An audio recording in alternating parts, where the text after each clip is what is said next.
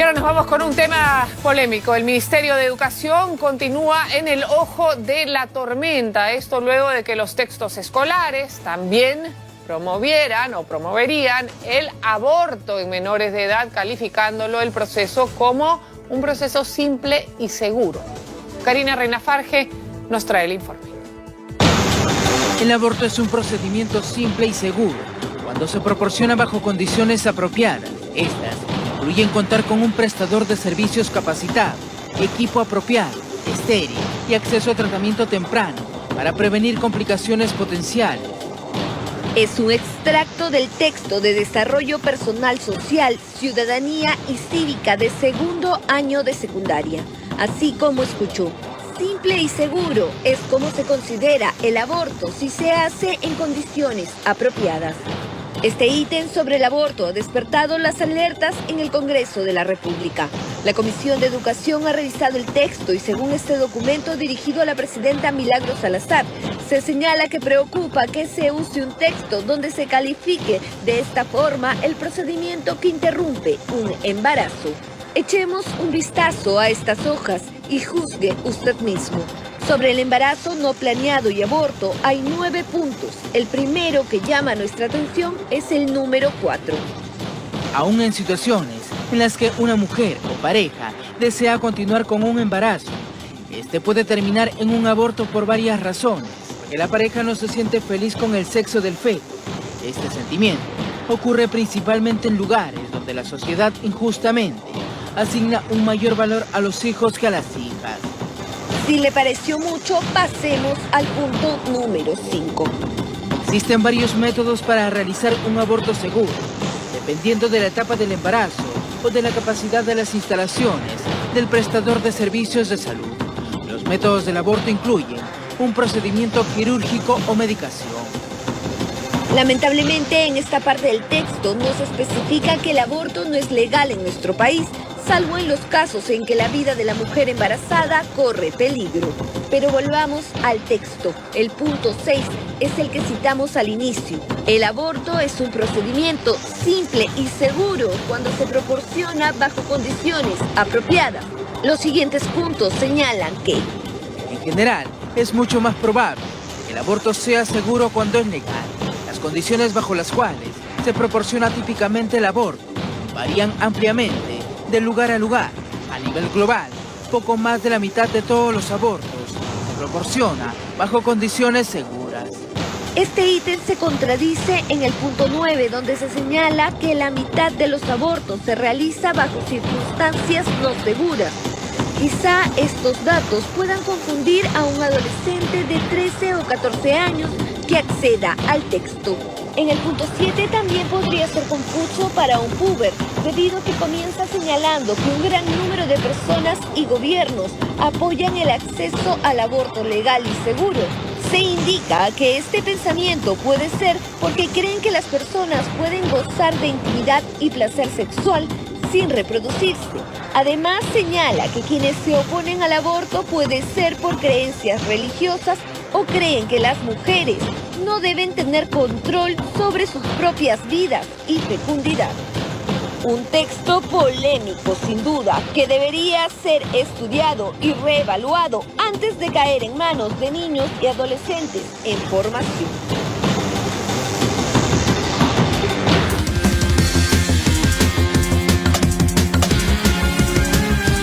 Sin duda un tema absolutamente polémico y por eso sobre esto queremos hablar en nuestro segmento Fuego Cruzado. Tenemos acá a 2 invitados que representan básicamente los 2 lados de esta polémica. Por un lado tenemos a Sara Ramírez, ella es coordinadora de Promsex, bienvenida, buenos días. Y por el otro lado tenemos a Cristian Rosas, quien es vocero de esta agrupación Con Mis Hijos No Te Metas, ¿no? Antes de entrar a las preguntas con ustedes, quiero decirles a nuestros televidentes que tenemos una pregunta en pantalla para que ustedes puedan participar también de esta polémica y eventualmente así podemos saber a dónde apuntan más las opiniones del público. Buenos días a ambos. Sin duda, no hay nada que decir que este link en los textos escolares no ayudan a nadie, ni a aquellos que quieren discutir el tema de género, ni aquellos que no quieren participar en el tema de género. El link es demasiado agresivo, no es apropiado para chicos escolares. La pregunta que tenemos en pantallas es: ¿la ministra de Educación debe renunciar por textos escolares con contenido sexual? Ahí pueden participar, ¿no? Y vamos a seguir ahora con la entrevista. Sara, coordinadora de Promsex. Ahora, este link que aparece dentro de los textos escolares, por más que el tema del enfoque de género sea algo considerado como bueno desde el lado de ustedes, ¿les parece correcto que haya aparecido este link donde sí rebasa, creo que, todos los límites para chicos escolares? A ver, ahí hay varios aspectos que hay que tomar en consideración. En primer lugar, los textos seguramente pueden ser mejorados, como el compromiso que hay desde el Ministerio, pero también es importante que nosotros tengamos en consideración en este amplio debate de que la escuela tiene que formar, tiene que dar información para la vida. El problema fundamental ha estado en cómo se entrega también esa información. La información no puede simplemente lanzarse, sino tiene que tener un adecuado abordaje, como tú señalas, de acuerdo a las edades.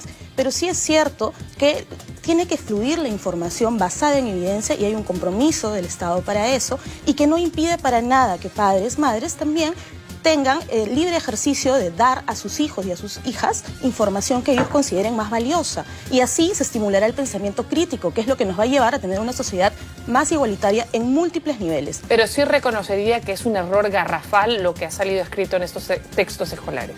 Lo que está sobre todo equivocado es la forma en la que se conduce, y sin duda hay mejores maneras de hacer llegar la información, como te digo. Y veo que el Ministerio, como todos podemos observar, ha puesto su compromiso en examinar no solo este momento. El año pasado hemos tenido también un debate en torno a los contenidos educativos que promovían los estereotipos de género, los roles de las mujeres en estado de sumisión. Entonces estamos en un proceso y hay que utilizar un criterio razonable para no sabotear la educación. Bueno, sí, sin duda sorprende, sin embargo, que después de tantos meses de polémica y de discusión y de llegar finalmente a la decisión de enfocar este tema del género en las escuelas, se comete ese error. Pero yo le quería preguntar a Cristian Rosas, quien es vocero de Con mis hijos no te metas, ¿no considera que el que no haya información, generalmente en los conflictos más grandes en el mundo, todos parten por una falta de información, por ignorancia en determinado tema? El hecho de tratar de impedir que nuestros hijos tengan esta información dada de manera correcta en el colegio pueda llevarnos a que continúen estos conflictos que eventualmente llegan a feminicidios y a todo este tipo de situaciones. Claro, bueno, gracias, Lucila, por la oportunidad esta mañana. Y efectivamente es importante dar información con base científica a los alumnos, porque eso es parte de suplir y complementar al rol formativo de los padres familia que proviene del Estado. Y ahí quizás va nuestra primera diferencia, ¿no? La posición de Promsex es que el Estado forma a los niños, porque inconscientemente traslada la idea de hijos del Estado, que era de los regímenes totalitarios. Pero en un Estado democrático, el rol formativo es de los padres, y el Ministerio de Educación simplemente complementa.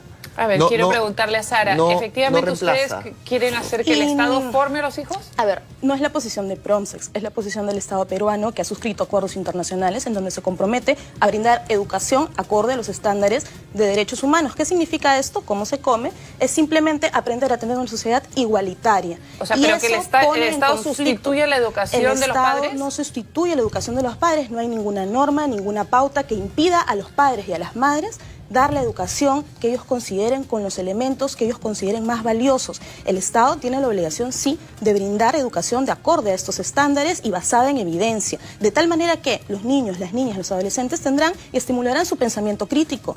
Cristian, pero sí, como padre de familia, el hecho que en la escuela nos den cierta información, ¿quiere decir que nosotros dejamos la educación en manos del Estado y de los colegios? Más bien el Estado se forma, ¿no? Son servidores públicos, asalariados nuestros, de los ciudadanos, los mandantes, que elegimos un mandatario y ministros que viene de siervos, servidores públicos, para suplir y complementar, pero no para inducir a nuestros hijos menores de edad a la penetración anal, al sexo oral, a las orgías grupales. Eso ha quedado claro, creo que las dos partes, que está equivocado, ¿o no? No, es que el problema de diferencia es que no es, la mía es de fondo, que eso no se puede tocar.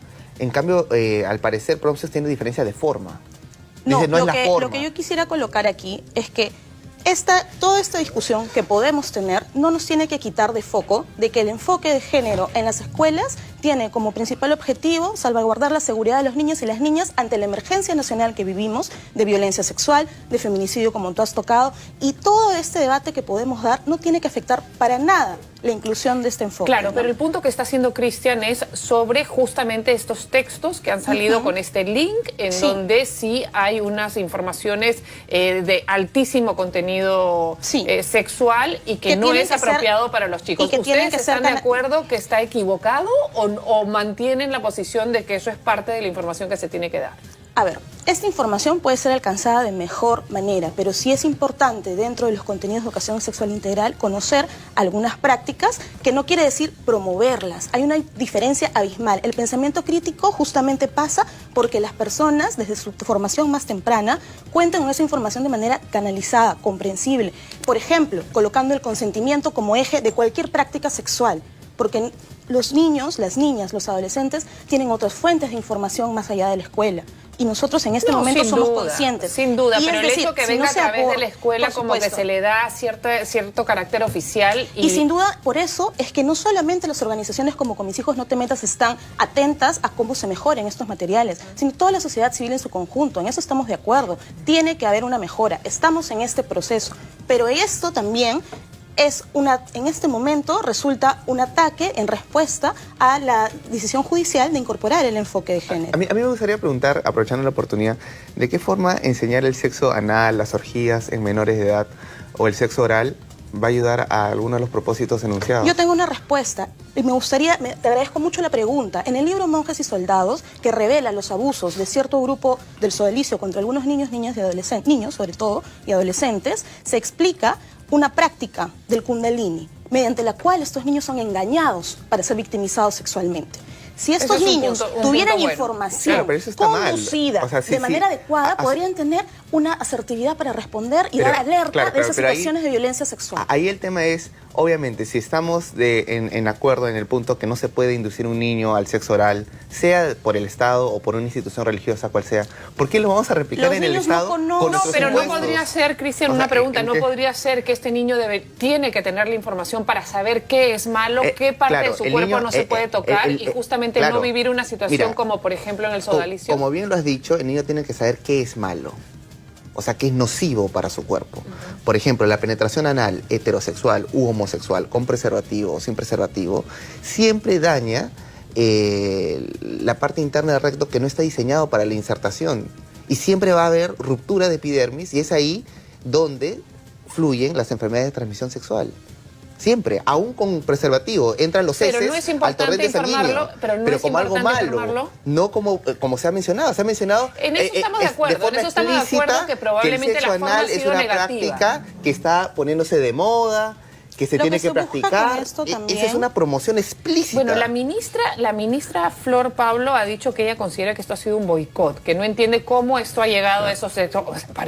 Me parecería absurdo que un ministerio de educación, si es que es un error total, que haya podido pasar una información así. Tienes toda la razón, Cristian, en el sentido de que no se le puede dar la información como que esto es una práctica normal o bueno, pero yo creo que sí es fundamental que nuestros niños cada vez más tengan la mayor información respecto a la sexualidad, porque si no pasa lo que está pasando. Ahora, ¿cuántos casos de violaciones de niños hay cuando los niños no saben qué es lo que está pasando con ellos?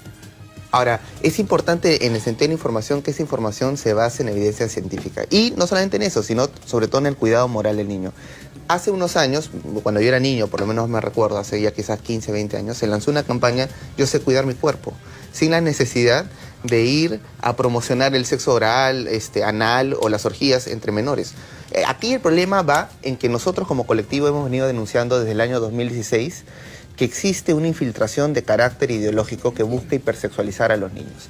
Algo que ha sido negado una y otra vez. La ministra dice que es una infiltración. Entonces aplaudo que el Congreso aperture una comisión investigadora que lo van a hacer, para poder citar a todas las personas que han estado involucradas, porque se tiene que llegar al fondo de este asunto. Yo creo que la gran diferencia acá en la polémica es que la información está ahí para ustedes. Para un lado es promocionar el sexo en menores de edad y para el otro lado es informarle a los menores de edad de esta realidad que existe en la condición humana. Informarla Ahora, basada en la evidencia, Drusila. basada en la evidencia y basada en la condición humana, pero yo creo que la diferencia es que uno considera que lo está promocionando para que sean promiscuos y el otro lado está informando para justamente tratar de cuidar sus cuerpos. Y hay Ahora, más ahora bien, links, hay también más links. hay una... Chiquito cada uno. Rápidamente, también nosotros tenemos que tomar en consideración de la aproximación que tenemos ahora mismo al sexo, en general. Hay temor, hay mucho temor, hay muchos juicios de valor, pero las personas, para llevar adelante su sexualidad de manera segura, placentera, de manera que le genere bienestar a su vida, de acuerdo a su sistema de ideas, tiene que ser consciente del consentimiento, de la violencia, de las distintas prácticas que se dan. De acuerdo. Y eso va a posibilitar la buena toma de decisiones y cambiar la sociedad que queremos. Cristian, para terminar. Sí, bueno, yo quiero animar a que los padres tomen responsabilidad y conciencia de esta situación. Nadie está en contra de que a los niños se les enseñe ciencias naturales, biología, reproducción humana. Lo que sí estamos en contra es que se utilice esta educación necesaria de la especie humana para fomentar cuestiones de actividad o placer sexual que no corresponde al Estado hacerlo. Bien, muchísimas gracias a los dos por los distintos puntos de vista. Es un tema que está en debate y que la sociedad tiene que seguir debatiendo y eventualmente llegaremos a una conclusión intermedia. Ahora sí, vamos a cerrar la pregunta que les hicimos, que la ministra de Educación debe renunciar o no por los textos escolares con contenido sexual. El 71% considera que sí. Ha habido un error en esos textos para los colegios, ha habido el error de la forma como se ha presentado. Probablemente la intención pudo haber sido buena, pero la forma al final dañó.